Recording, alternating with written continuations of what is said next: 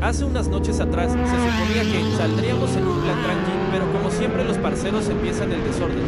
Me adelantan con todo el poder y yo automáticamente me pongo modo carreritas imaginarias, hasta que me pasa el pana Toretto con su maletín de ojitos XD. Entonces recordé que veníamos con otros parceros en motos más pequeñas y decidí bajarle un poco. Mientras los parceros me iban dejando el polvero, yo estaba pendiente de mis amigos que se habían quedado. Pero creo que en esos acelerones los dejamos muy atrás. ¿Qué tal te pareció el candeleo?